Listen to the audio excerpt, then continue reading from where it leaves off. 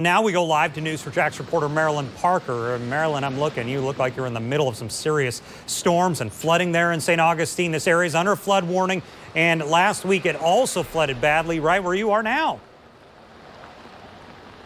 That's right. I'm standing near the intersection of King Street and Cordova Street. As you can see, the rain, it's consistent. It's coming down. And I want to let you know, it's nowhere as near as bad as it was just a few hours ago, the flooding. If you take a look just on the street here, you can see some of the water. It kind of rushes up against the sidewalk when cars drive by. But again, it was about 2 to 3 feet higher, or deeper, I should say, about 2 hours ago. The rain slowed up a bit, but it has since picked back up. And I want you to take a look at this video that we shot over on West Castillo Drive before we made our way here.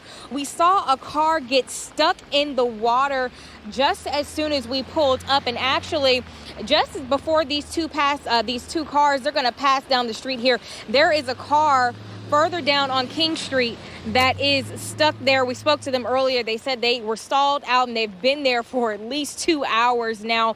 But over on West Castillo, we had traffic signs and traffic lights that were out, and we saw lots of cars stalling again. Drivers need to take extra precaution if they're out on the road.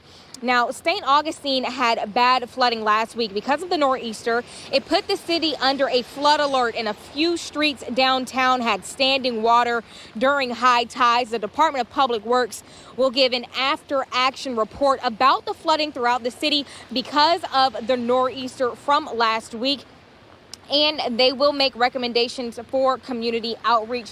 That is scheduled for tomorrow. And of course, we're going to update you with the latest. But I want to show you what the National Weather Service tweeted out maybe 30 minutes ago. It's showing you this graph of St. Johns County showing that 4 to 6 inches of rainfall. And we also got another notice from them in the last 20 minutes or so, letting folks know about the road closure. It says flooding in St. Augustine has resulted in multiple road closures, including King Street from Ponce de Leon Boulevard to past Whitney Street. And the flooded areas also include Anastasia Island, North City, and in the areas of Oyster Creek. They're reminding drivers, if you're out on the road like these folks, to please drive carefully. We're seeing a lot of cars stalled out in the middle of the road, and we're going to check on some of those flooded areas for you, so be sure to stay with us. I'm live in St. Augustine. Marilyn Parker, Channel 4, the local station.